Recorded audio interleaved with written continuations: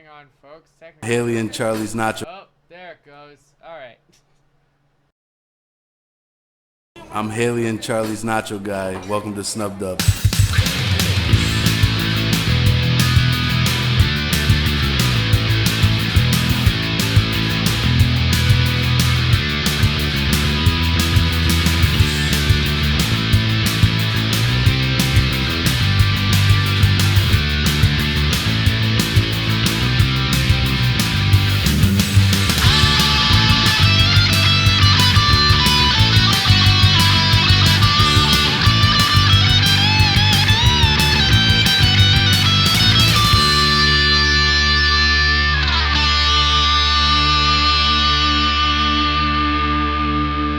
Hello, ladies and gentlemen, and variations thereupon. That's my intro. I promise. Welcome back to SnubDub. It's me. It's Charlie. I'm Charlie. And it's our good old friend, Karl.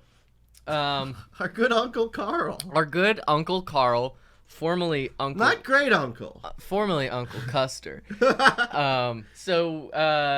We are taking a slight departure as it is The anniversary of the first interview yeah, we had with Uncle Yo. The actual anniversary of the first interview we had with Uncle Yo. August 1st was when we interviewed you the first No, time. it would have been July 31st into August 1st. Yeah. So, weirdly enough, did not plan that, but just so happened. And we're trying to take just a small departure from our usually scheduled broadcast, and we're doing something a little bit different. And for those of you who are fans of that good tabletop RPG nonsense, we're gonna be doing some good tabletop RPG. Sorry, let me take that again. Some good tabletop RPG? I prefer countertop RPGs. Well, that's because you're bougie. Yes, it's actually an honor to be back on the show. I'm very happy to always run an RPG with improvisers, and I just learned that you guys do have some tabletop RPG experience. I think that the genre and the medium have in the middle of this wonderful explosion of the last, I want to say just 8 years of people really taking mechanics and cooperative storytelling and problem solving and adapting their own tactics for it. Yeah, I mean, like, in a way, like, you know, tabletops like D&D and the like have inspired the way that we run our podcast these days. Sort of it's just without a real clear DM. It's just sort of improv chaos and voice actors, but overall it becomes Through a narrative that Right. we had planned. Yeah. Yeah. I mean, they already have that game. It's called Fiasco. It works great at conventions. But then it just sort of becomes a group storytelling effort, and it's great for friendships, or very bad for friendships, depending on the game. But we're here playing a one-page RPG. Karl, why don't you tell us a little bit about this, as this was your decision, Karl. This game features two of my favorite features, and that is a single-page rulebook and the lack of need for the GM to roll or necessarily pay attention. Excellent. Today we are going to be playing The Witch is Dead, an RPG about murder.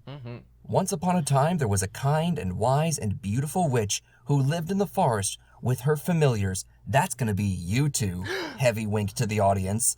And her life was peaceful and happy until a fucking witch hunter broke into her cottage and dragged her out and fucking murdered her. And now she's fucking dead. But if you get revenge and kill him and bring his eyes to her corpse within a week, she'll come back to life. Or so you've heard. Even if it doesn't work, at least the mofo is dead. What I love most about games like The Witch is Dead, there is absolutely zero prep and preparation. In fact, none of us know whom you two are going to play. So if you have your 10-sided die ready. Uh-huh. All right. Hayley, I'm going to have you roll for which adorable woodland creature you are going to play. All right, here we go. That's an 8. That means a crow. So go ahead and... My God. Yep, so you're going to go ahead and give yourself 2 clever, Okay. 1 for fierce, 2 clever, 2 furious. 2 clever, 1 fierce. Okay. You haven't made it to the sequels yet. 2 for sly. Ooh. And 1 for quick. Oh, that's pretty balanced. And now we're going to roll which magical cantrip the witch taught you. Ooh. Ah! All right. Whoop, whoop. 2. Conjure You have light. learned Conjure Light. Excellent.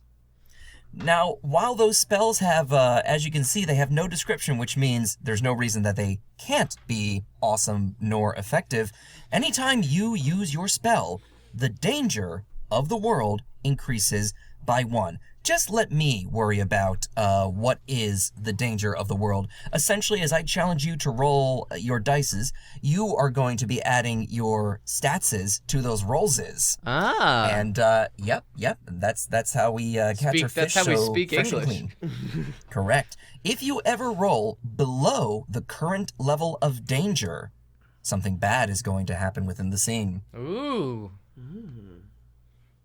All right, Charlie, Yes, do you have your 10-sided die? I do. I'm going to have you roll for your animal. I'm very excited to do this, Karl. All right, here we go.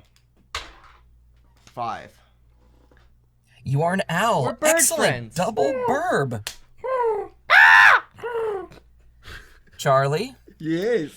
I'm going to have you roll now for which spell you have learned. First time I ever ran this game, my partner Cat ended up rolling a cat whose name was that one.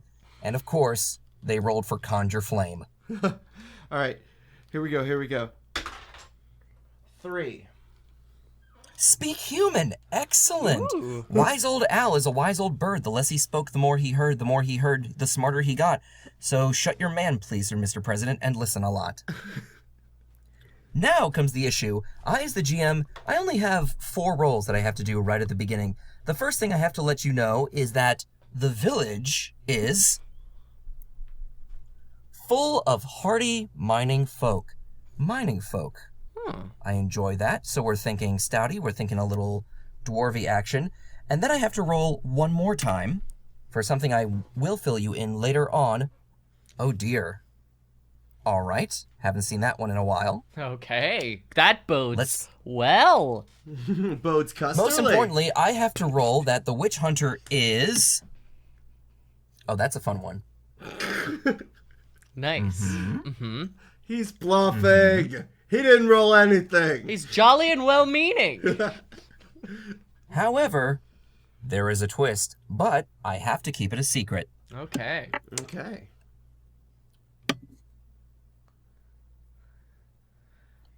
Oh, I like that. These vocalizations are purposely just to keep us in suspense. Uh-huh. And with It's a that very being said, Custerly delivery. yeah. And with that being said, it's time for the ultimate prep and final secret tool that I will pass on to you, Hayley, that every GM needs when working with new players. Uh-huh. Booze! Copious amounts of Okay. cocaine! Yeah, a little bit of both, honey. A little bit of both. A little bit of that Peruvian GM powder. You sound like a pony I met once.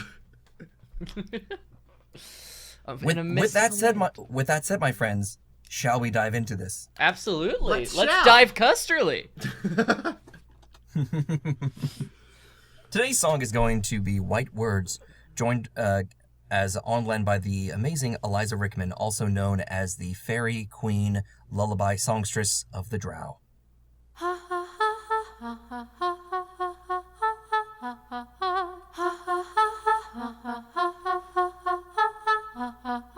White winds blow drifting over the inside. Cold breath flow, chill a soul on the outside. Her name was Red Molly. She lived separate from the village. In the spring, she would bring lilacs, snapdragons, down from her home to sell at the fair. Children would point and laugh at her sprawling curls of red hair. The women would speak behind her back and around her shoulder of other things she had done with her hair and hands with the village men. The village men would snicker at the long dress. The children were envious of her lights display, her ability to talk and charm with the animals, her bright blue eyes. She took in many apprentices over the years and had her way with more than one of them. Not everyone is happy with Red Molly, but no one was this unhappy with Red Molly. The night before the full moon, there is a shriek that comes from her cabin in the woods. No animals were around to understand why. The next morning, the day leading to the full moon, the animals gather. A family of deer, fresh fawn coming from the new breeding season. They were the first to emerge from the grove. They were the first to see the blood. They were the first to call out for help. Hayley and Charley, what are your characters' names? I'm Harris. Neil Patrick Harris. No, just regular Harris. Mm-hmm. I'm Fugsby. With that attitude, how could you not be? Fugsby and Harris. That's a winning team right there. I can already see the improv teams and the Laurel and Hartle pair. Let me just not do that. Let's just cut that. Laurel and Hardy. Laurel and Hartle. Hardly Wait, the case. can we change our names to Laurel and Horrell? I like Harris and Fugsby. I do Pretty too. great. Because then you put us together and we're like a weird, like George Lucas actor. Harrison. Yeah. Harris Fugsby was adored by the children of the compound in which he captured them. In which his egg was incubated. All right, so Harrison Fugsby. Harrison Fugsby, you are some of the first to hear the cry. You approach the cabin. The mother deer is covering the little deer's eyes with great difficulty as they have no hands. The front door to the wooden cottage is open. A trail of blood is leading down the cobblestone path toward the pounded earth road that leads closer into the woods. What do you do? Listen, darling, I'm all right out here. Are you sure? Well, I've gotten my wings dirty quite enough this week working for Red Molly, and I haven't the time. I think we should investigate. Fine. If you want to go in, we can go in. I think we should go in. All right, let's go inside and follow this trail of viscera, because that always leads to good things. Remember the last trail of viscera we followed, Harris? We follow so many trails of viscera. I We'll have to know. be specific. Do you think I'm a magpie? Is that why you think I like viscera? I'm a crow, darling. I'm just worried. All right. Stepping into the cabin, perching yourself on the windowsill next to the snapdragons, next to the azaleas, and the sprigmint that she had ready and prepared. Looking inside, the fireplace is of muted coals, embers dying out and losing their light in the early morning. There is in fact still a mist that seems to be pouring in and around the base of the house from the valley. Red Molly, however, is bent over backwards over her table. Her feet are still on the ground. Her back and front part are still on the table. The dead face, mouth agape, turns and faces you. No eyes. Bloodless, black holes leading to the back of her skull. I don't understand. I told you she didn't have a brain. Those holes go clear to the back of her skull. She's gone?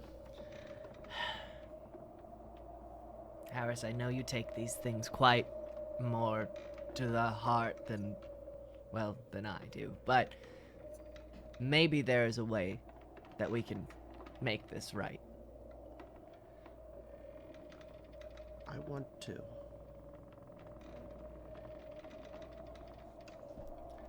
I fly over to the corpse. Indeed. It does not perk up and wave or extend her arm as it is used to. Getting close and viewing in with those zoomy magpie eyes, it definitely looks like the eyes used to be there but no longer are. There are several small cuts to the skin on the outside of the eye hole, but you're also getting more and more signs of a struggle. You see that there are scraped fingernail ridges into the table against which she lay. It looked like a very violent encounter. However, it brings to the question, why were her wards not up across the door? Wouldn't her magical lock or alarm had triggered her, let her know when someone approached her grove? How would someone had entered unless they were willingly beckoned? How would someone have entered unless they were willingly Willingly beckoned? beckoned? I was thinking the same thing. Well, she's done a real number on this table. And it's a shame. She should know better than to scrape this mahogany. Should we check to see if the wards are still intact? I suppose so. Can we investigate the door? Most definitely. What you're noticing is the typical smear of dye that she would put, mainly centrifugal circles that she would put at the base of the door to alert her whenever someone got close. They are still very much intact, which meant that they were not sabotaged from the outside. They were not smeared, as you've seen the occasional druid try to do on the outskirts of the corn crop. They are not washed away as they can be in the rain. They've not been scraped away. They've not been touched. From your gathering, the door was opened from the inside, and quite willingly. It leads outside to that trail of blood leading down into the forest path. Well, this is out of my scope of understanding. What can you glean, Owl? Well, she let them in. So what, it was a friend of hers? I don't know. Hell of a thing for a friend to do. I want to investigate the claw marks, see how many claws there are, for one.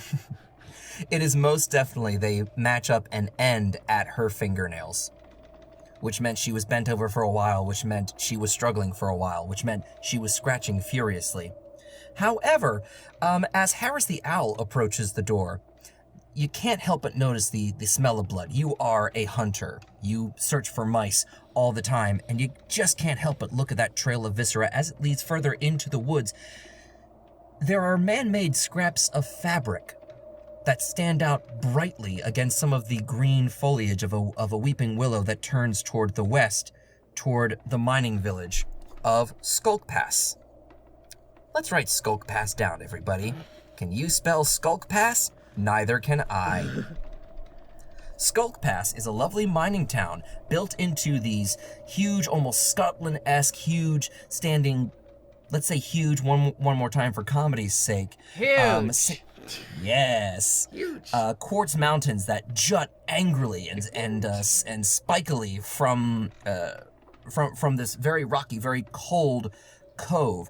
The miners there have built on top of the plateau. It's mainly a lot of grasses and potatoes, very hardy Viking-esque people, but other than fishing, a lot of what they do ends up happening in the mines, which is where a majority of the workplaces and residential homes are built into the rock itself. As you approach that willow tree, though, Harris, something is blowing in the breeze, something man-made. You find a bright red traveling cloak. Little Red fucking Riding Hood. I knew that whore was up to no good. Should we take it? I suppose it could be useful at some point, at least in trying to identify whoever was here, perhaps a witness, if not the murderer. How do two birds carry a cloak? Easy. I tie it into a fashionable scarf. You're gonna have to roll me a clever for this one. Look, we've all seen it happen in Sleeping Beauty. We know it can happen, but let's be honest, those were paid professional Cirque du Soleil level union actors. Joke's on you, pal. I got a 9. Well, damn. So now the magpie, known for collecting shiny... A crow, darling, a crow. So now the crow, typically known for picking up things not on its own, but to just show off so you know the show is a go, has successfully tied and is now effectively flying with a Red Riding Cloak, dragging on the ground because I'll let you know, fabric is a lot heavier than what you're used to picking up. I guess you've been to the gym. I guess you've been working on your calves. I never skip leg day. I never skip wing day. I can only skip to, from, and away from leg day. I can't run, darling. It's hard. It's very hard on these stubby little claws. This is, not the normal way to carry evidence. No, but it's certainly the best looking. Yes, and as Fugsby raises it into the air, Harris, you get a nice look on this emblem that seems to decorate the bottom of this cloak. This emblem appears to be what looks like, what's the name for that human tool? A shovel crisscrossed with an arrow. Well, I would assume it has something to do with that awful town. Those humans carry that dreadful-looking weapon everywhere they go. The shovel. Shovel, yes. They take things out of the mines. Yes, they dig into the very core of Mother Earth itself and try to create adornments and more shovels. It's really just... Why bother at that point? You have the shovel. Are you coming out anti-adornment while wearing that cloak? Listen, darling, it's a matter of how you wear it, not why. I guess... Roll me a clever. Who? For Harris. Who? You get it? Because I'm an owl. For Harris. No, it was a joke. No, for Harris. No. Okay. All right, I got a 10. Your suspicions were correct. It's a goddamn shovel crisscrossed with an arrow and it comes from the town. Yes. Get used to this. Charlie has wicked luck with rolls. Kid's gotten more nat 20s than I've ever seen in my life. Just don't get too close a look at my dice. Yeah, right. So what? We going to fucking Skulk Pass? Wait, do birds have specific swear words? Hang on now. Molting. Are we going to Molting Skulk Pass? If you can... Oh, jeez. Yeah. Get the mulk out of here. If you could think of something better to do, but I don't know what else there is. The witch is dead. Better start ringing doorbells. That's gonna be difficult. Not when you're me, darling. We head to Skulk Pass? That is correct. There you go. Down the road. Once again, on your own. Like a drifter toward the home you've never known. And a little bit of traveling music for you guys. It's going to take you, because you're flying, maybe a half an hour, but you will reach the outreaches of Skulk Pass. Yes, this big, beautiful town. You have a couple of locations that another clever roll would probably identify, such as a large tower that's toward the south of the town. You've also got a large stone structure with some sort of a weird, I guess, lowercase t at the top of it. There are also the entrances to the mining cave.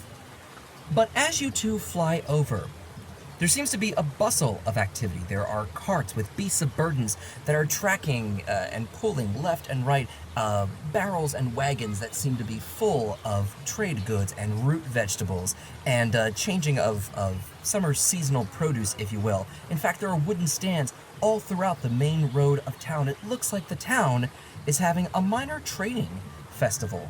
So again, here are some options of places for you to investigate. You have a very, very tall tower that seems to stick out almost like a lighthouse, you would say. It seems a bit of a curvy tower with a bell on top of it. We'll call it the Bell Curve Tower for all you mathletes. Nice. There seems to be a religious gathering place, a church toward the south. You've also got the fair and festival. Then you've also got toward facing the cliffs where the sea is rolling in, and you can even hear the waves. You can smell the salty air of the water. You can smell soon to be and not so recently dead fish. But that's the entrance to the mining cave. Where do we go? Take it again, love. He said, "Where?" I can do it. I can do it all as a burp. So, Can I speak with the beasts of burden? you absolutely may. I will let it be known, though, animals trained by the witch can only speak to other witches, potentially druids, and animals of similar types. Birds of prey, you can communicate with birds of prey. But I have speak human. But they're not humans, darling. Oh. Alright, well, how about we try to get... Well, we don't need to climb a tower to get a better perspective. No, we could just fly. Just We fly. are birds. We are birds. Well, I'm not the clever one here, Harris. You make the decision. Let's go to the festival, I guess. I love a good party.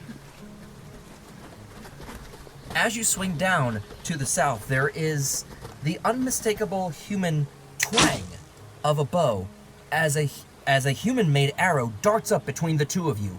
Both of you roll me a quick to try and dodge the first arrow. Hey, a 9 plus A 1 is 2. 10. A 2. That's not good. No. No, it's not good. However, since the danger has only been set at a 1, since the arrow has fired, you just barely dodge the arrow that almost comes to scrape up your belly, Harris. You guys dodge, and you buckle, and you dive. Who the hell fired that arrow? I don't know, but he's a dead man. My tum-tum. He almost killed my good friend's Tum-Tum. Can I look for this fuck? You absolutely may. Now, there's not really a perception roll in this game, but I am going to let you know that your attention as a predator of the air is immediately drawn to a really, really short, almost the size of a human child, throws his hat down on the ground, yells "drat," turns and starts bolting to and through the festival, through those this marketplace that's been set up. I cast Hunter's Mark. Different game. Just for that, I've risen the danger. Excellent. No Matthew Mercy on this side of the field. Okay.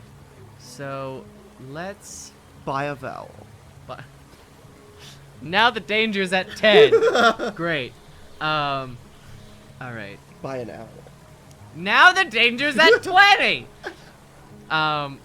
Okay. Perhaps the marketplace is a little bit dangerous.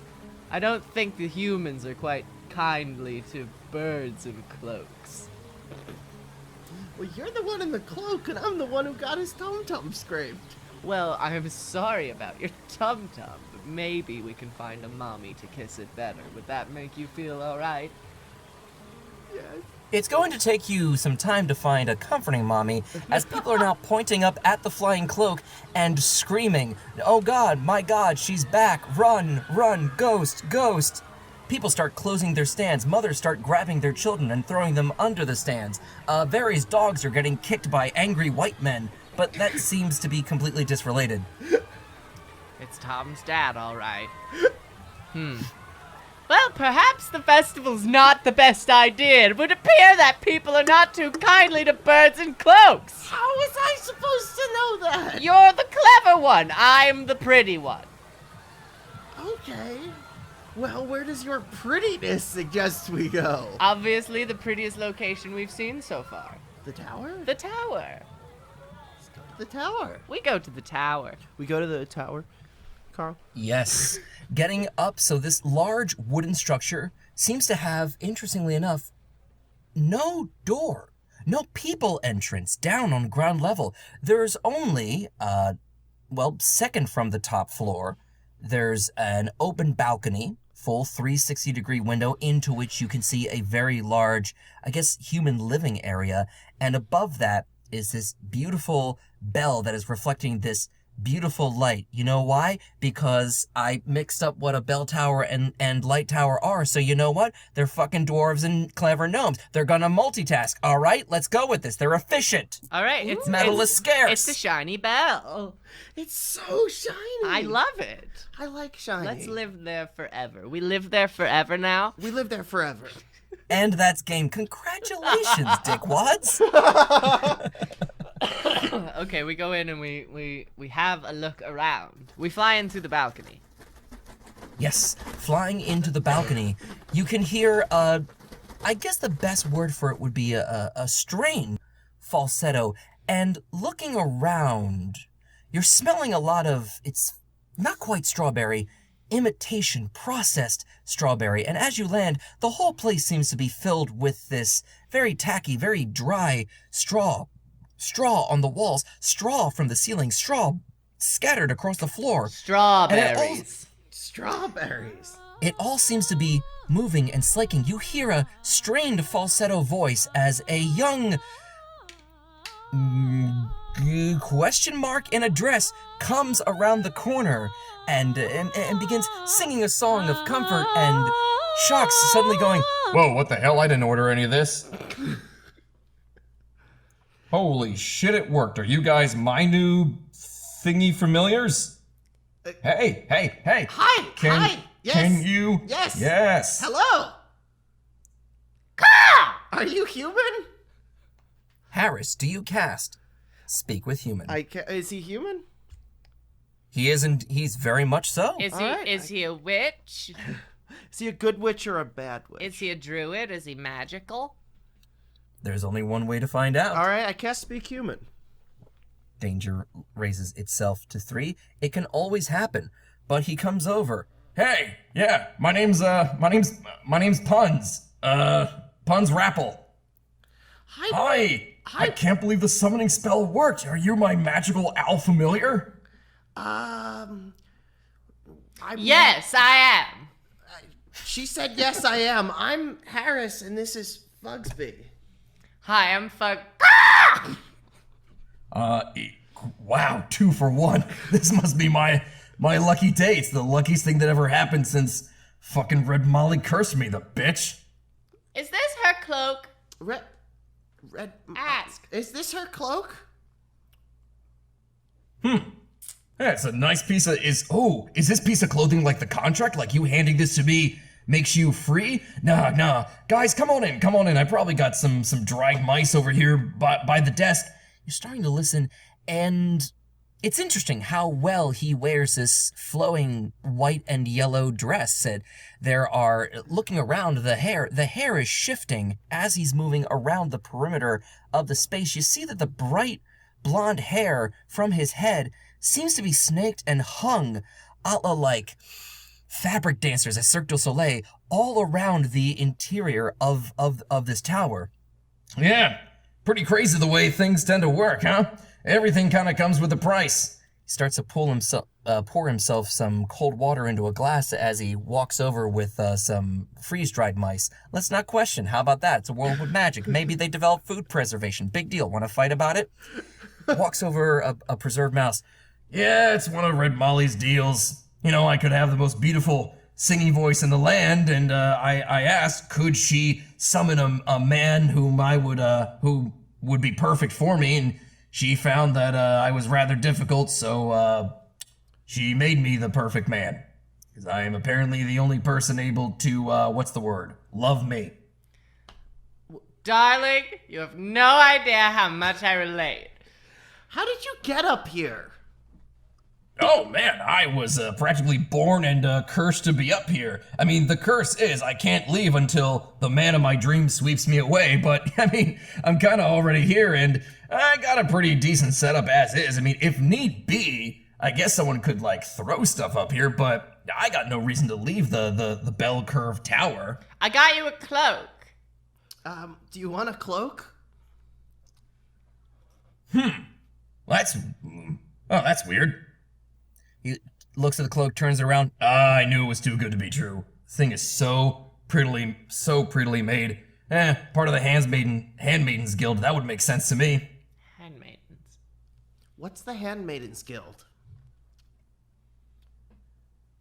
You guys must be fresh into town. Yeah, the Handmaidens Guild, where all the lovely young princesses and possible ladies in waiting of all of the, minors, they have to do something. So they end up going to that big wooden cottage that's adjacent to the church. Yeah, they end up going there and they learn self-sufficiency, then they learn how to completely avoid that and charm and giggle for a man. Bit counterintuitive, but you never know. Darling, Someday it might be considered progressive. No idea how much I relate. Is that where you're from? So call me maybe, I guess. Good job, Mr. Crow. I don't know what he's saying because he didn't cast no spells. Oh, you don't know what I'm saying. Do I have to cast Speak Human every time? No, you do not, Harris. No. Like I said, I was pretty much born up here and cursed. It's a lifelong thing. I mean, I haven't even been able to get out of this tower and kill nobody. I mean, even if they curse me, even if I wanted to. Nobody?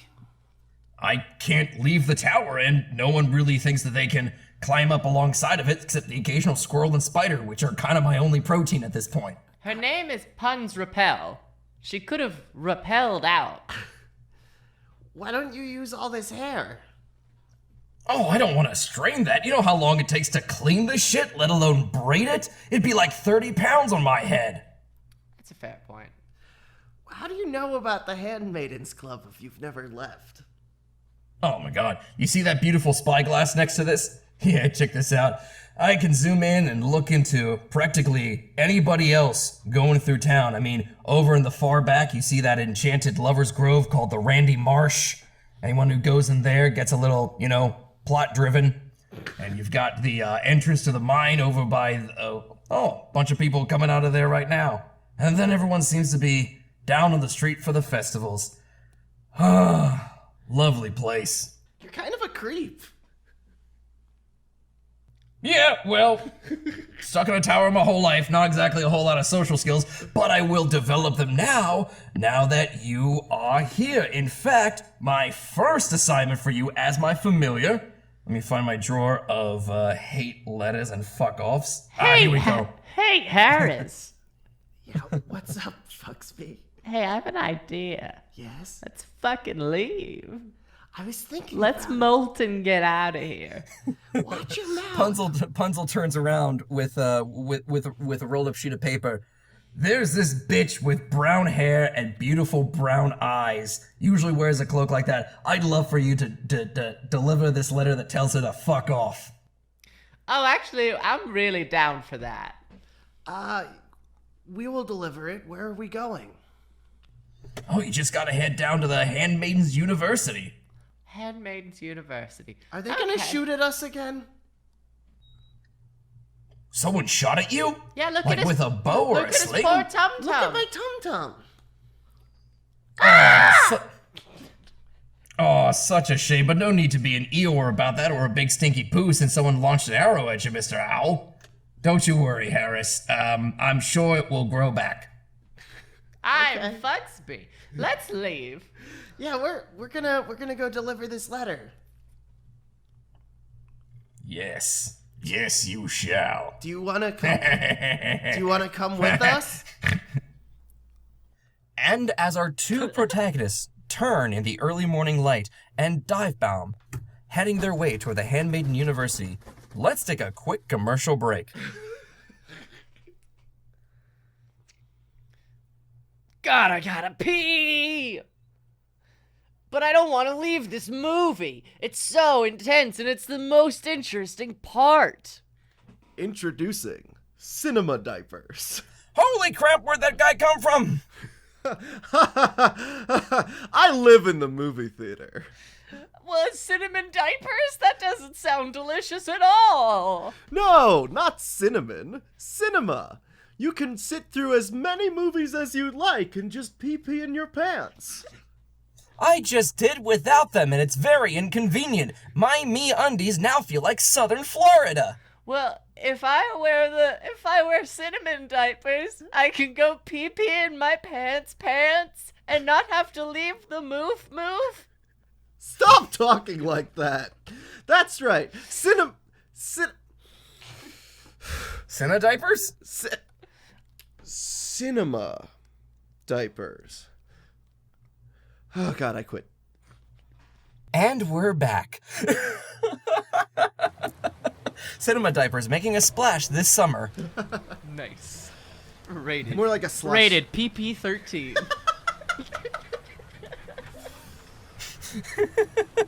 That's awful, and I love it. So the two of you swoop down toward this large wooden structure. Think of basically like a Viking mead hall, if you will. So it's got a very tall, vaulted roof. It's very large and rectangular. A huge set of double doors that curve up at the top. Dumbledores. Dumbles, and they're leaving for a tumble. Those doors are wide open, and you can see a bustle. What's so fascinating, too, is it seems like some of the produce and the fruit stands have also set themselves up here as well. But it looks like a couple of younger kids are out front selling what look like handmade trinkets, accessory, shiny rocks and jewelry. Shiny rocks and jewelry? Shiny. Set into We like necklaces shiny. and earrings. Ooh, let's go to the shiny. I want to go to the Shiny. Indeed, the two of you decide to swoop down and investigate. And the first thing that the two students do when they see you is pull up badminton rackets and swing at your asses. It's time to make me a quick. Try to dodge being swiped away. 9 plus 1 is 10 again. 4. Not too quick today. Well, You damn. have a better quick than me. Yeah, that's true. However, it still beats it out. So unfortunately, Fugsby, as badly as you want to peck at and try and grab some shinies like that beautiful emerald necklace, it doesn't look like you're. Doesn't look pretty likely. The students are getting pretty aggressive. They're calling over to their friends to bring over some cloak. In fact, one of them decides to release a falcon. That's right. One of them has a parent there to tell them that they're always pretty and always going to succeed no matter what life throws at them.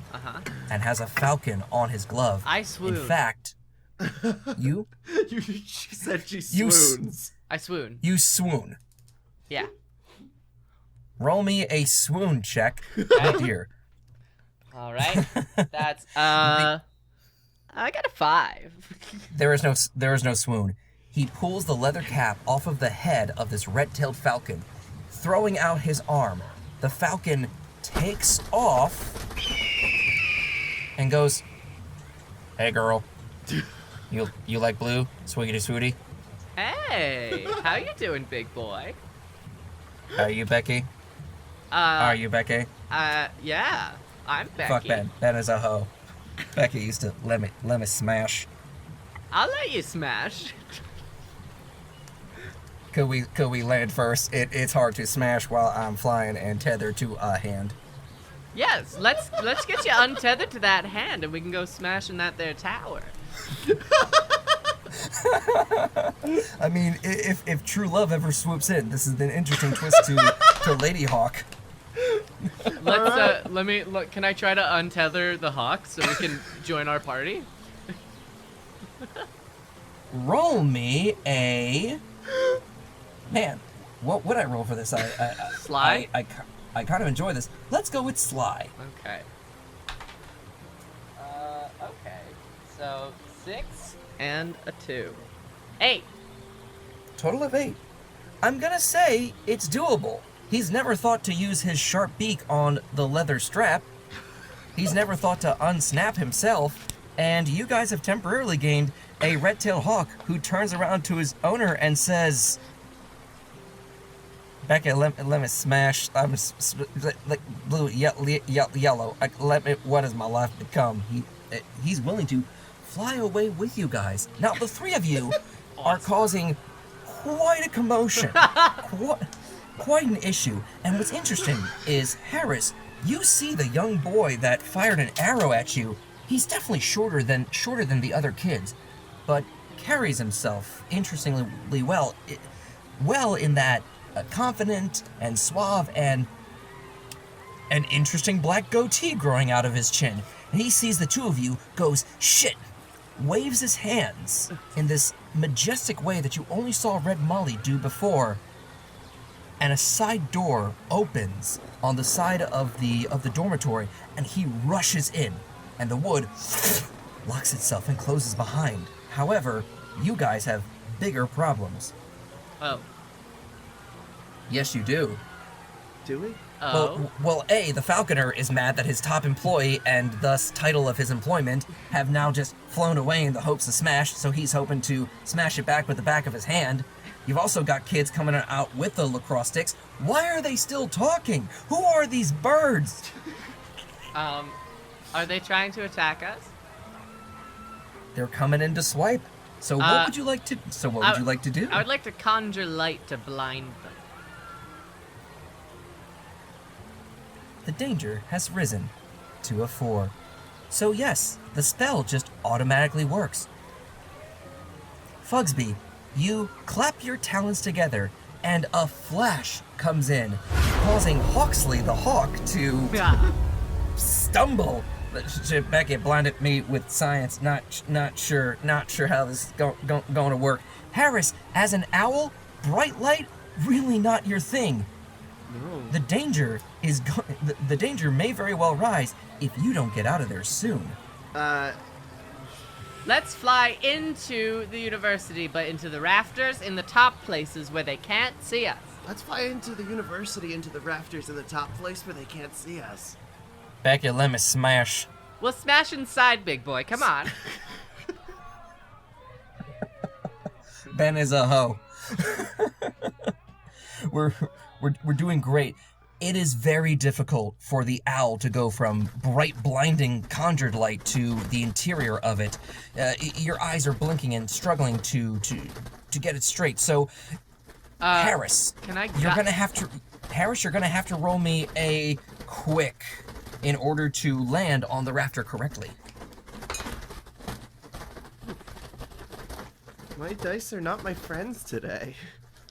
I got a 2. Harris, you crash face first into the rafter, and it's very unfortunate because now this is the issue that we have to deal with. Fugsby, you've got one chance to try and maybe grab him and pull him up onto the rafter with you. What do you want to do? Hawksley, get him! I'm into Polly. I thought we were monogamous. That fine. I mate for life. Is that a yes or a no? That seems to be like hashtag open relationship. Okay. All right. Yeah, with Hawksley's help, yep, Harris and Fugsby, they get up onto the rafters, looking down into this big, beautiful hall. Huge tables, bigger than you've ever seen, bigger than the witch's hut. Just with a bunch of young girls. They all seem to have bright red cloaks, bright white hoods on them. And what fascinates you is the commotion as one of them turns around, screams, "Oh God, a man!" as this short child with the black goatee throws up his hands and runs toward the back of the room. Oh God, a man! That was the man who shot at my tabletop. Yes, and we're going to get our revenge. We are? Yes, that's why I got Hawksley. Oh. He smash. Oh. I thought that meant something else. No, No? he's a real bird brain. All right. I guess if you guys are coming with He's a me. real- Life is hardly easy. It's Harvey. I'm a bird, but I'm also a man. Sometimes let me smash. I'm a Harvey bird man. Let me smash. Cool. Love that. He's a real molten idiot, but he's a real molten hunk too. All right. Let's. Aren't the best of us. Molting hunks sounds like something you gotta watch out for. Don't worry, man, I always wear protection. Ooh, I was gonna say the new spin-off from Team 4 Star in a collaboration with Game Grumps. Molting hunks. Stuff is dripping. I always wear a diaphragm in my cloaca. All right. Let's go after the man. Let's go after the man. Let's smash. Speaking of cloacas, you decide to dive after the man. Now, as the three of you fly by, you can understand the one maiden with the red cloak and the white hood over. She stands up, and you perfectly understand. There's that pervert again from last night. God damn it! Stop pulling on my. She spins around, and you see she's growing a kind of bald but prehensile tail out of this handmaiden? What could this tale from a handmaiden possibly be about? Also, why can the two of you perfectly understand her? She's Becky. She wants smash. She Huxley beckons. has left the party. Huxley has driven away. The girls at the table are having nothing to do with it. They start throwing silverware. They start throwing woodware. They start throwing plates. They start throwing wood house. They start throwing brick house. Ow. They start just throwing stuff at Huxley, who is getting just pummeled in cooked meats, raw meats, sweet meats, fruit bats, and just plain fruit. Huxley has left the party. Worth it. Saved your ass. Hashtag successful ghosting. Hashtag, never mind. Should we go after the man or should we check on the talking person? Well, it's inadvisable to split up. But the man fired at your tum-tum. So, fuck him. I like talking to monkey lady. All right. Let's talk to this monkey lady. But first things first, I'll go. The two- Wait, no, the you t- go. Yes. I'll go. The two of you roll me a sly for you to try and hide and wait for the commotion to die down enough for you to be able to approach this girl Okay. by herself. All right.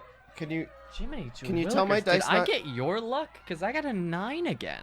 Yeah. Wait. So that's 11. Maybe I just have a really good D20 and a really bad D10. I believe it. All right. Fuck me! Hey. No, Huxley's already dead. What did you get? He got Oh a 2. no, I got something real good. Don't worry about it. I got a 2. You want to roll my dice? Yeah. Yeah, I got a 2. No. This It's a 2. A 2.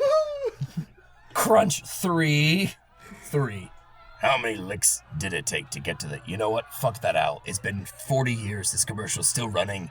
Seriously. Hey, Huxley. Fuck that owl. Hey, Huxley, how many licks did it take to get to the center of my cloaca? He is very much a pile of blood and feathers. The girls are now picking apart the feathers in an attempt to make new, beautiful, shiny outfits and Ooh. accessories. It wasn't headdresses. it wasn't a total loss after all. Yeah. So here's the issue. Harris, you're still a bit blinded. You crash. I mean, just crash into this wall. And the only reason you successfully hide is because you have broken your wing crashing into this wall, and you fall behind, I guess, a podium or a bookcase.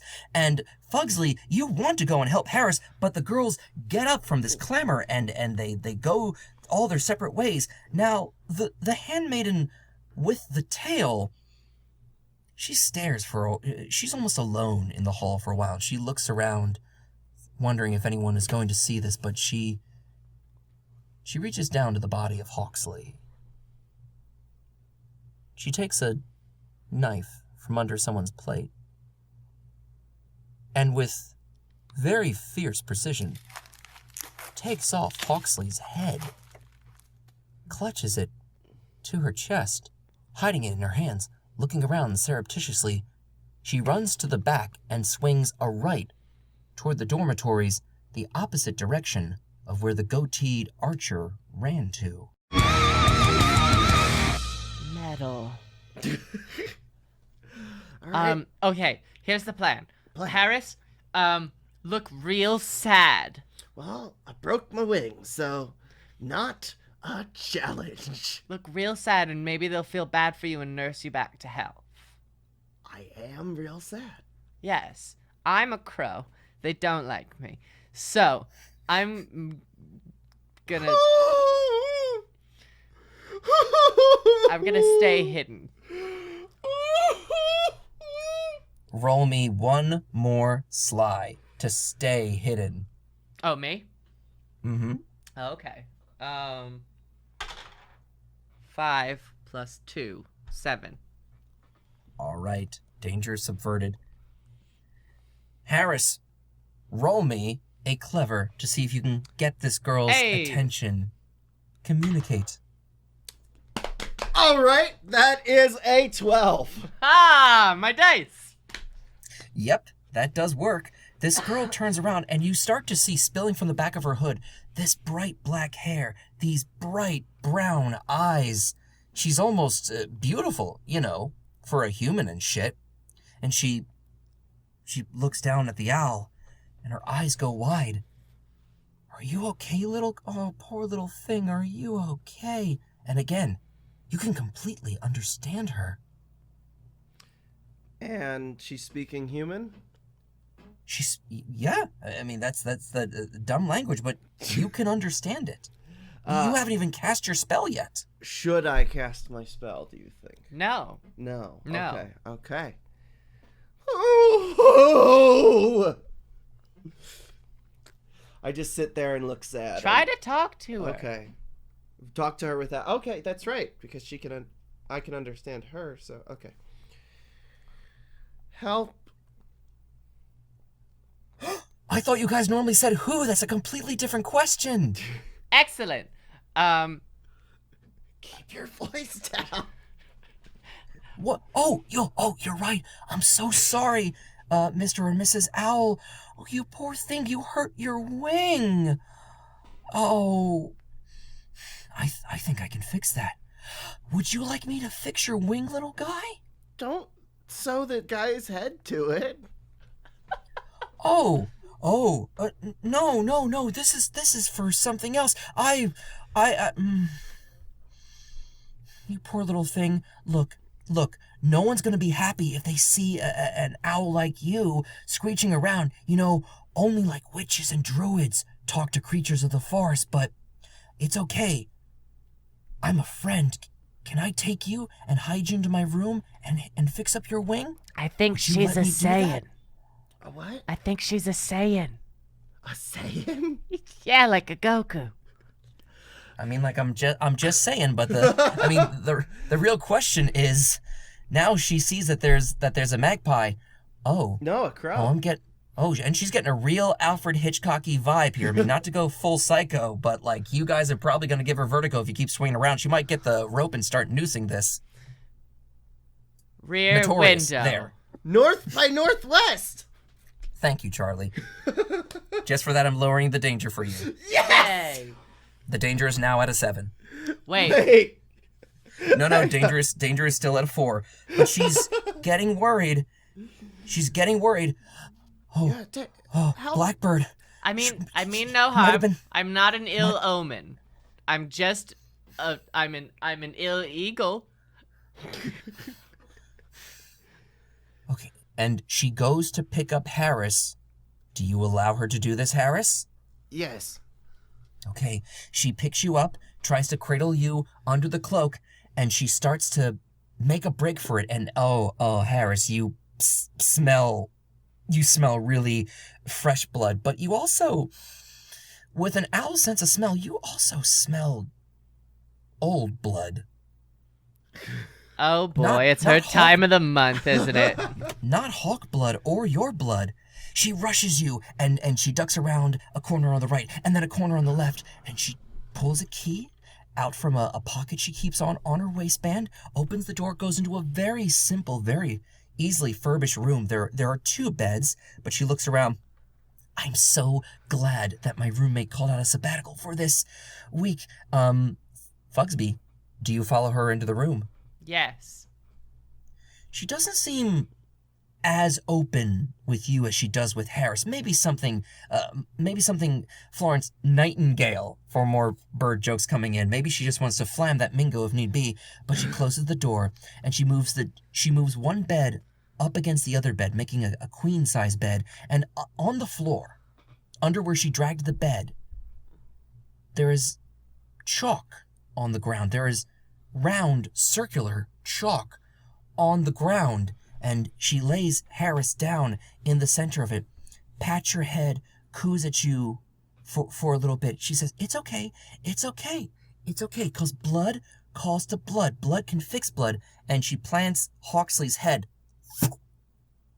down in this little circle in front of the bigger circle.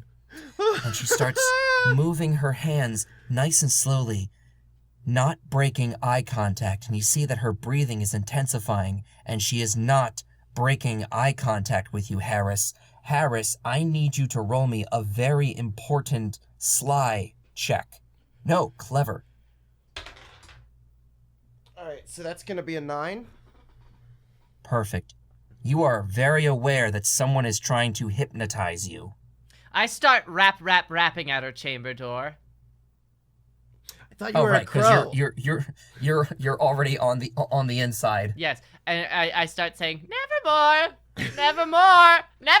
with this, never more. And they say Blackbird lives matter. Honestly, stop it. I'm just trying to sing in the dead of night, darling.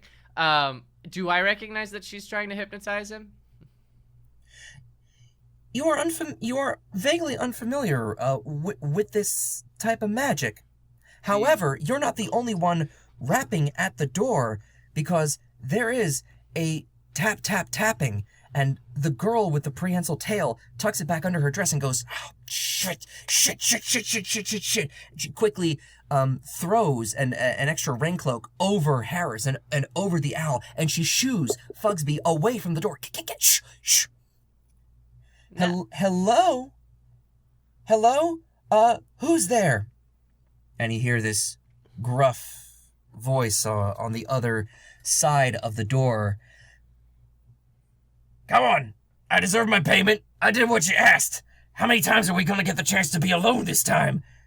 What interests you, Fugsby, is you understand what the voice is saying. Harris? I'm under a blanket. I don't like this. I don't like it either. She tried to hypnotize me. That's what she was doing. Yes. Oh, I thought she was just rubbing our friend's head on the ground. That was part of it. Weird. Yeah. Metal. And she opens the door and says, shh, no. You have to go. Not until nightfall, okay? Not until nightfall. They'll freak out if they see us together. They're clearly going to know. Who's that? Hey, I hear squawking on the other side. No, you certainly don't. She goes to close the door, but there's a foot jamming it on the bottom, and a long tip of a longbow sneaks in through the door as a short man in a black cloak with a black goatee, who comes up headwise, maybe to this girl's waist, kicks open the door as this surly and craggly-faced gnome comes in, and you can see one of his eyes is green and the other is caked over with a cataract. Oh shit! You're trying to sell me out, aren't you, you little bitch? Now, easy there, big boy. You want smash? Not unless it also features the ice climbers. Oh, Very good. Which I'm told the new edition does, so I'm feeling pretty good about that. Well, riddly this, my good man. I need you to make a very important quick, because he just knocks an arrow onto the bow, takes a point blank shot, and fires. Woof. 5. The current danger is set at a 5. Wait, I thought you dropped it down because he said a Hitchcock. Oh, you. The arrow hits you true, Fugsby, but rather than stabbing you, this fierce white powder blocks your eyes, blocks your senses. You smell it in and you start to get lethargic. You drop onto the beds that are pushed together as you're squawking and flopping, but it feels like when you flop, you kick your legs, and when you try to kick your legs to steady yourself, you instead flap your wings, and the room is going dark. It's the green arrow! He's the green arrow! Some time passes. We come up on evening. I was under the blanket that whole time? We come up on a full moon. 2 figures approach these 4 standing stones that are facing each other. One to the southwest, one to the southeast, one to the northwest, and one to the direct south. That's right, he's here to break the rules. Big deal, wanna fight about it? The short, stouter gnome opens a burlap sack, and Fugsby the crow topples out. Ow! Falling hard on the dirt below. Harris, in a similar burlap sack, is simply hip-tossed to the center. Your wing feels slightly better, but there's plenty of danger afoot. I'm going to, however, lower it to a 4 for this scene. It is nighttime. Fugsby, you are at a slight disadvantage. Harris, you can see all under the light of this bright, practically red, dusty moon. You can see your 2 captors. You can see the young 14, 15-year-old girl with the black hair and the black eyes and the tail swishing back and forth, a little tuft of black hair on the tip of it. And you can also see this hunter, I guess you're seeing now. And he leans on his bow and says, well, what the hell are we gonna... Are you my mommy? He just spits. All right, what do you want to do with him? And the girl says, oh my God, you are the most incapable hunter I think anyone has ever hired, period. You're probably worse than that Hunter S. Thompson guy. You know, Tom the Hunter? Yeah, that guy's full of dicks. I'm probably on par with him. You had one job. Kill the witch, and you still freaked out because you didn't know what to do with her eyes. Ugh!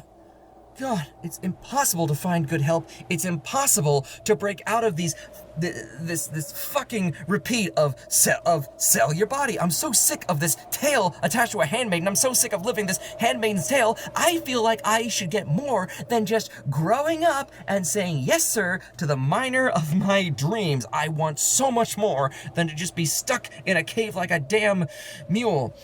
Question. So, I'm sorry, little squeaky. Yes. Question. You had a little question. No, you don't need to talk down to me. You're on the ground. I'm 4.5 feet up. I got this. That's a fair point. Well, so I'm gonna talk up to you. Hi, Fugsby. I'm Harris. Your name? Because apparently we've just disposed of pleasantries altogether, unless you want to go about your life living like an actual monkey instead of just looking like one. Where we come from, burlap sacks aren't very polite. So why don't you answer me this? 1, your fucking name. You mean molting? No. 1, your fucking name. 2, what'd you do with the eyes? My name is Pansy, last name Chimp. Nice. Pansy like the damn flower. I don't take kindly to being insulted. And the eyes, you don't need to worry about them. Let's just say they're seeing all the beauty that they need to. Wait. You know okay. what? That's No, really fucking vague. I don't think I can come up with a solution on the spot to that. Let's just say they're in my purse. Where are they? The hint was so vague. in her purse. How'd you solve it? I am a magpie. You're a crow. That's what I said. So, I'm saying it's more magpie, P.I. Woo! Looks like we caught another criminal in our And World she turns to the Wide Web. And she turns to the hunter and says, "All right, earn your keep, Shrek the Slayer, and just deal with these two birds. I think there's enough blood in the two of them. If I do it right, I'll have the homunculus We don't ready have by the blood. morning." Homunculus? That's you! A homunculus. She kicks you. If you'd like to dodge or fierce, roll me a quick or a fierce. I'd like to leap up and peck her eyes out. That's gonna be a fierce. Go Oh. ahead and roll me a fierce. Come on, Dices. Oh boy. That's 5. A simple task, according to the corner of paper on the DM guide, is a 6. It's still over the danger, so you make this swipe and squawk out with your hands and your talons, and it's just no go. She smacks you back down on the ground.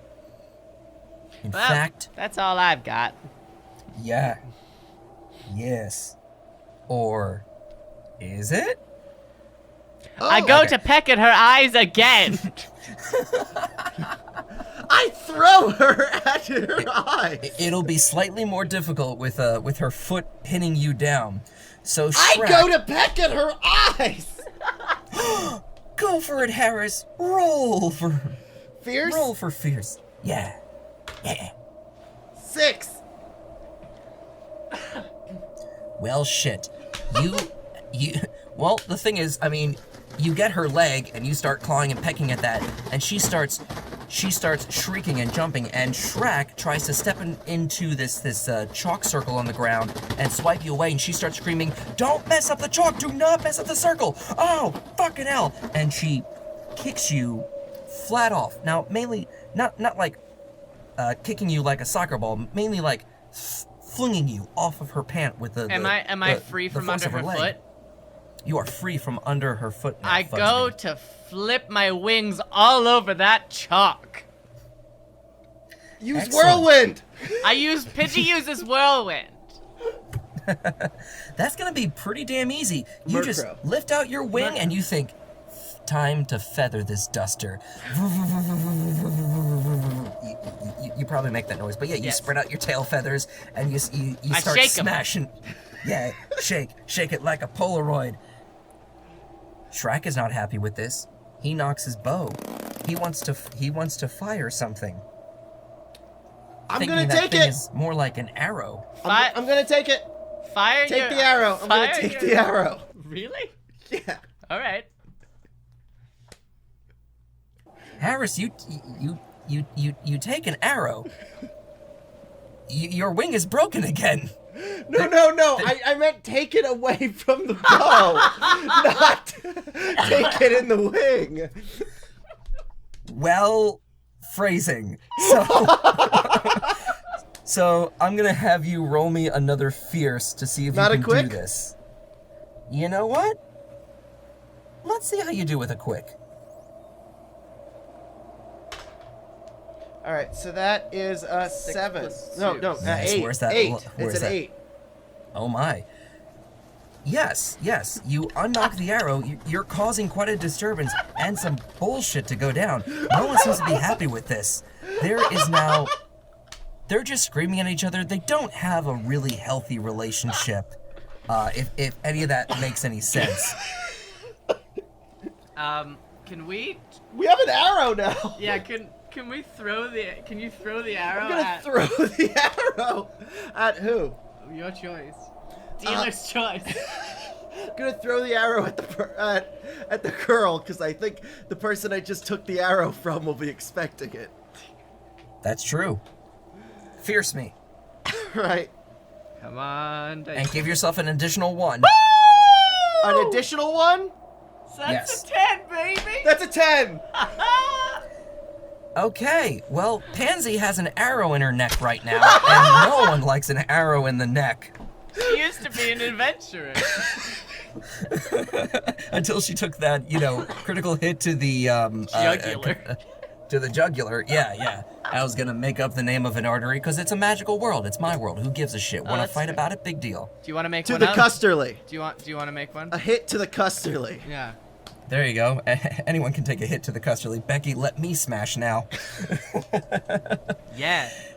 Now, what's interesting is that the two of them screaming aren't the only things that are screaming. There's a very masculine baritone charging that seems to be coming up over the hill, and suddenly this huge, I guess you want to say, whip darts out from the shadows beyond the candlelight that's on the ground, and it just whips Pansy in the eye, and she picks up and she goes to cover her face. Shrek turns around trying to grab another arrow. What just happened? And a big swipe of blonde catches him in the face and wraps around his neck. That's right. It's Punzel. Prince Punzel seems to have come down to help. And he goes over and starts pulling and tightening the hair around Shrek's neck. Why can't I grow a nice goatee too? Oh, hey guys, what's going on? Hi. No, Hey, you two look a little worse for wear. Looks nasty. I think they tried to sacrifice us. Oh shit! Yeah. I tried to do that with my stepmom years ago. Get the eyes, get the never, eyes. Never too ugly. The eyes? in her purse. Oh! I get the purse. Yes, the purse is lying there on the ground. Harris, you swoop in and you grab that leather satchel. You try to undo it with your belt. You try to rummage through. I'm gonna need you to roll me a clever to see if, in this quick panic, you can find something inside. Alright, so that is a 9. Yes. Perfecto. You don't find eyes exactly. You find what looks like a little ring case. It makes sense. They made accessories left and right, and you peck it open with your thick talons and your beady little beak. Ooh, there they are. Those bright yellowed sclera and bright red pupils? Iris. Scleras? Iris. Irish. Because I don't want the world to see me, because I know that they won't understand. It looks like you're holding Red Molly's bloodshot, bizarre, weed-tainted eyes in the case, and you can hold it in your talons. Metal! And Punzel looks down and said, "You delivered the letter that said I was gonna choke you out and your boyfriend tonight? Oh, you guys are the best." Told you. We delivered it. I tossed the letter aside. We rip it up behind our backs.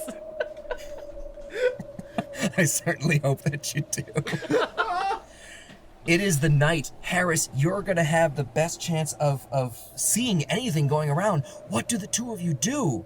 I look around. Yep, you guys are definitely now on top of the cliff outside of town. You're a good maybe, I want to say about 200 yards away from the big stone bell curve tower, but you'd have to fly back through town to go back the way you came. Nevertheless, there you guys are, hearing the rush of the waves and the ocean beneath you, but you have the case holding the eyes. Pansy and Shrek are trying to regain their stance, and Did it looks like the two Shrek of them might have or the... Shrek? Oh, his name is Shrek. His damn name is Shrek, and you will appreciate it. Wait. Just like Christopher Walken from Batman Returns. No, that's Shrek again. Oh. Wait, like Thrak. Yes, Shrek as in Thrak, whoever that is or was or will be. The once and future Clops. Yay. I miss him. I miss him too. The cave by the Quiznos. Don't we all? What do you two do? Ask Punzy for help. Punsy, help! I'm kind of beating up the two of these. Keep doing that. Toss them off the cliff! Throw them into their death. Throw them! Gravity That will would do be it. so funny. Very unprincess-like of me, but you know what? You're Why a the prince hell now. Yeah. You're right. That would be very princely. And he drags them to the side of the cliff.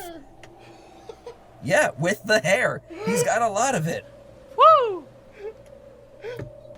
And he tosses them over. There are 2 screams, and then 2 wet cracks and clashes that are covered up by the roar of the waves.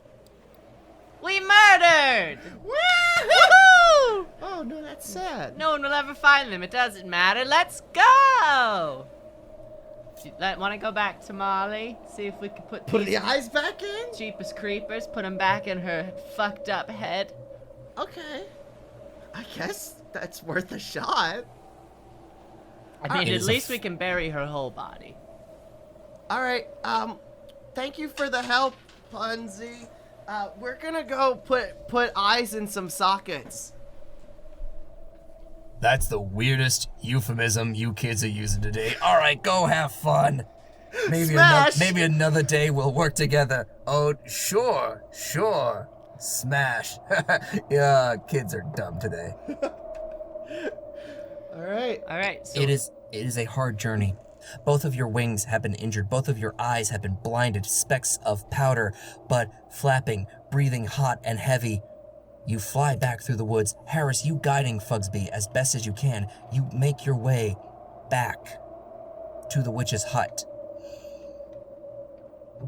The body is no longer inside the house. fuck me. Molt me. Around Started using the these back of the human house. swears lately. Yeah, we spent a lot of time around them. We spend like a day around It's them. too much. Around the back of the house, there are figures on 4 legs surrounding. Harris, it's easy for you to make out that they are wolves. Do you think they took the body? I cast light again. Harris, No, close your eyes. I covered my Harris, eyes. close my your eyes. with I my cast wings. light to scare the wolves away. A blinding ball of yellow light appears, blinding, scaring the wolves. They look away. What fascinates you, Fugsby, now that you can get a clear look at the brown and the grays and the streaks of white in the wolves' hairs, some of them have half, if not full human faces. 3 of the 4 turn to run, and another one of the wolves covers his eyes with now his hand, stands up on now 2 of his Furries! I knew it! God damn it. pulls a staff from behind his back and dispels the light and yells, Who goes there? We will not have this ceremony interrupted. We are the familiars of Red Molly, and we've brought her eyes back. Does he understand? He's a druid. Okay. All right, that's just stereotyping. Also, I can... Oh, yes, I can understand you. Fantastic. Wow.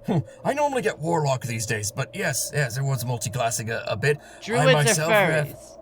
Yes, I myself have a minor in women's studies. Oh, me too. Just kidding. I have a minor in Smash. We met some miners. Well, almost, but you didn't take that plot hook exactly. You say that you have the eyes. We have her buried under fresh earth. We were going to try and a risky spell to reincarnate her, but if you have the eyes, bring them here. Bring them here. I could cast the spell. Do we trust him? She could have her heart beating again by It's morning. the best shot we have. What are we gonna do? We're a couple of fucking birds. Multi-birds! Multi-birds. I'm clearly not lying. He's not a lion. He's a wolf. That was a good joke. Thank you. One more time, for safety. He's not a lion. He's a wolf. That was so clever. I'm going to have you roll me a clever, both of you. Okay. 7. 11. 11. 7-11. 7-11. He is telling the truth. Huzzah! Woo! I bring You him the swoop eyes. in, hand in the eyes. He places them in the skull. He pulls from his pouch around his belt several sprigs of dried herbs you don't quite recognize the Nice. smell Weed? or Nice. or the shape of. He begins moving his hand. He calls back over to the other wolves, who begin standing, taking the shapes of men. They begin chanting in a circle.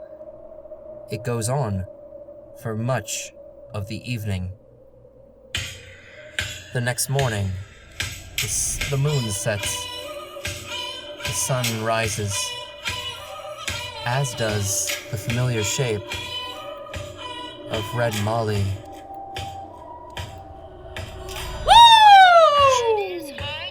She coughs dust, her potential grave dirt out of her mouth. She wipes sweat and dirt from her eyes, shakes, not as much as she could, from her hair, looks around. Oh, Moss Moon, what? They're backwards, honey. They're, one sec. Yeah, everyone look away, you might vomit. She rolls her eyes back, front and forward. They're technically vertical now, but because they're spheres, who's gonna know? Big deal. Wanna fight about it? And she turns and smiles that bloodless, too wide for her face smile at the two of you reaching out for her hands. Harris, Foxby, I knew you wouldn't let me down. Were you the two that avenged me? I threw an arrow at us, lady. I got shot and fucked a hawk. No, you didn't. I'm telling you. Yeah, she did. Oh, girl. Da da da da da da. Oh, Foxby, Harris, and Red Molly are running through the woods. They had a time, she almost died, and now they're going back to school. Oh, Red Molly and crew. Oh, the girls and the birds and the boys are here, so we're going back to school today, to the handmaiden school. Where the fuck did you get a ukulele? Sorry, she meant to use a mandolin. I appreciate it.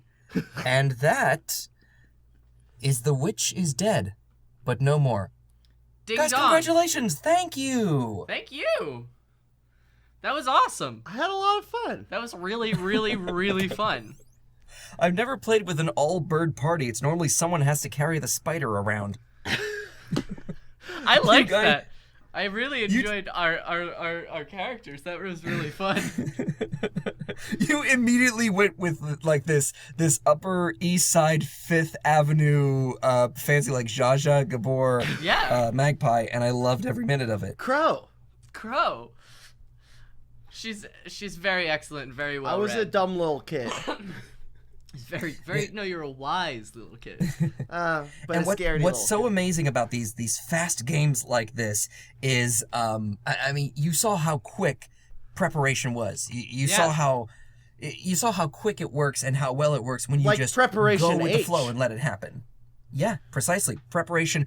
Who needs preparation? No one here. Well, that was really awesome, and thank you, Karl, for GMing that. That was really, really kind of you. Did you name Red Molly after the band Red Molly? You know about them too. I do. My I mother love and I Red bond Mo. over them. May I suggest to the listeners, they look for a Red Molly album. They do beautiful stuff. Yeah, that's basically all my sisters listen to, and which led to my dad having some of their loose CDs lying around, so now he listens to them too. Magnificent. You know what they say, the family that mollies together never ends up flogging together, so Molly is unflogged. Thank you again so much for letting me on. Well, That was positively Custerly. it was positively Custerly, and this was really great. And I mean, like, if the listeners enjoy it, let us know in the comments, and maybe we can do another one of these down the line. I have a bunch of wonderful 2 pages, but otherwise I look forward to gaming with you guys at a future con. Absolutely. And Future Con? When's that? Future Con. There's bound to be a future con. I mean, all I've got set up this year is New York Anime Festival and PAX Unplugged, but that is specifically to hang out and play.